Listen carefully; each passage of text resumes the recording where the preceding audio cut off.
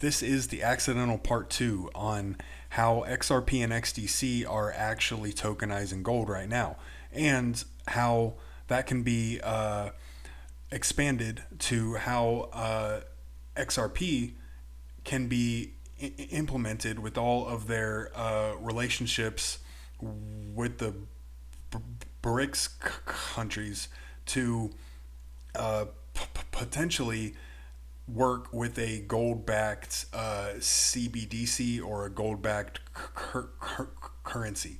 I forgot to unmute my mic after I played that part from the Working Money channel, but it gave me a chance to explain things a little bit more clearly. So we have talked about R3 Corda and how it generally works at length, right? So it is important on this Impel piece right here because it is the ISO 222 bridge that connects R3 Corda to the XDC network itself. And here we have a little bit more explanation on that part of things and how it ties into XRP.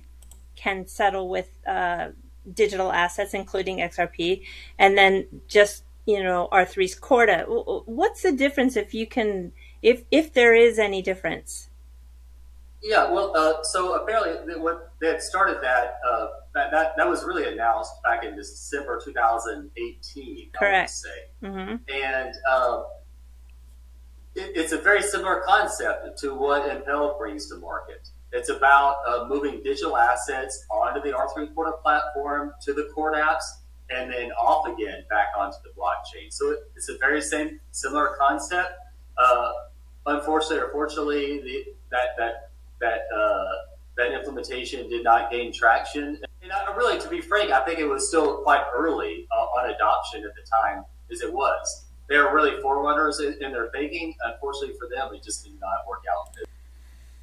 Okay, well, I can understand that, and the official relationship between R3 Corda and XRP is allegedly no more, but it just doesn't really make sense in my mind. But here's how we can tie R3 Corda to Swift and potentially back into XRP. So R3 Corda has this Swift GPI connection, and they are connecting to XDC essentially, right? And we know that Swift has ties to Ripple and XRP as well.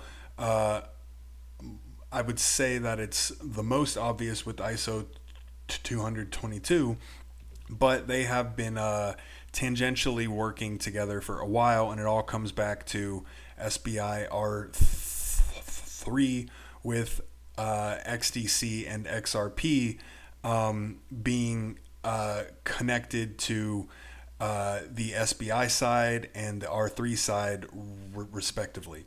So here's a little bit more on the actual Corda Settler using XRP. Because you don't know, Corda Settler is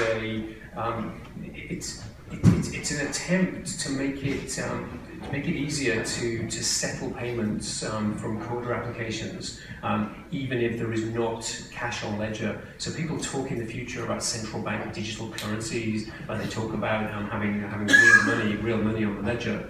But right now, what we have on enterprise, on business blockchains is we have business processes, but money is still in traditional banks or it's on cryptocurrency networks. So what we wanted to show was, let's imagine you've got an insurance contract on Corda and I need to pay you, I'm paying your claim, £10,000 or whatever it is. How do I complete that process, and how do I pay you in a way that removes all ambiguity? I pay you and I can prove that I paid you, so then we're done. And you can't claim you didn't receive the payment. I can prove that I've done it. So we came up with a pattern that we called Corda Settler that allows me to say to you, you, how would you like to be paid? I'd like to be paid in yen or XRP or whatever it is. What proof do I need to give you that I've done it? I then go and pay you, I prove I've done it, and we're done.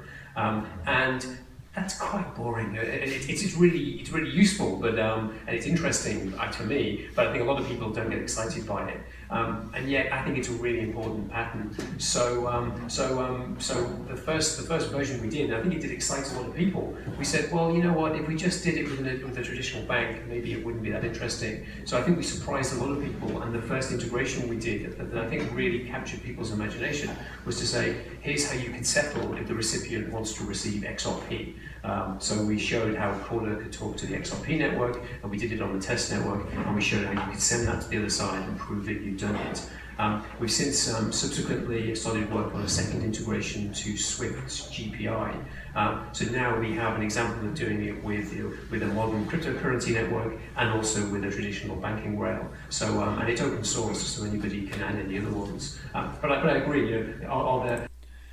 It is an open source software that sits on GitHub. That's all that you need to use XRP on the Corda Settler. And you can't tell me that these financial institutions that are so tied to Ripple and XRP and even XDC are not already doing that or something very close to that.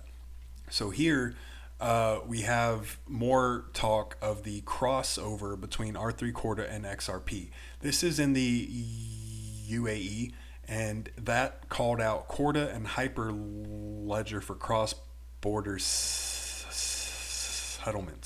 R3 Corda used XRP as their first settlement mechanism. So we are... well, in fact, I just talked about Project Bridge, which UAE was involved in that, and the four countries in that all have direct ties back to Ripple and XRP. So the more that R3 Corda is connected to Ripple and XRP just makes my point of why wouldn't these financial institutions be trying to combine them? Now, here is an example of the R3 Corda Settler actually using XRP. $100. As the beneficiary, Company A can choose the currency in which they'd like to be paid. In this case, Company A chooses XRP. To update the obligation, Company A will get the current exchange rate from an exchange rate oracle, and then update the obligation with the new currency and amount. Having made these changes, Company A obtains a signature from the notary service and distributes the obligation to Company B. Corda Settler also allows users to add additional terms, such as the desired payment address on the XRP network.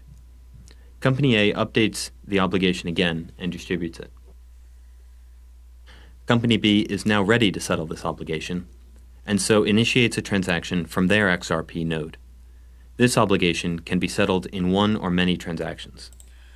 It just goes on to explain how that transaction is actually confirmed and finalized, but I think everyone kind of understands where that is actually headed. But I want to move into probably the most important piece of this, where this is the actual open source code that is available online to use XRP with the R3 Corda Settler itself. And I will make this full screen, but it doesn't help a lot, but here we go. Get back an updated obligation. So we can see here now that the obligation is denominated in XRP, and it's 27.1 XRP, which is the US dollar value of XRP at that point in time. Perfect. Right. So what we need to do now is add the settlement instructions. So that has to be done by the beneficiary node. So we can go over here to party B, who's the beneficiary. And what they're saying is that they want to be paid to this XRP address, and they want to use this oracle as the settlement oracle. The rest of this is just to aid deserialization. So let's use that command. Okay, so that was pretty quick. We can see now that the settlement method or the settlement instructions have been added to the obligation. So now we're all set to actually settle the obligation. So what I'm going to do now is copy paste this part, and this has to be done from the obligors Corda node. So what we're doing here is we're saying that we want to settle with a payment of 27.1 XRP, and this is the obligation that we want to settle. So there's, I'll press enter and I'll start this flow, and then I can explain what's going on behind the scenes, because Corda abstracts a lot of the complexity here. So we can see that now we're waiting for a response from the settlement oracle, but a whole bunch of steps quickly happened before then. So much of the complexity of the payments is actually abstracted away by the Corda flows, but I just want to give you a flavor of what's actually going on at the moment. That right there shows how easy it is for people to be able to easily use XRP on the R3 Corda Settler. And I have said time and time again in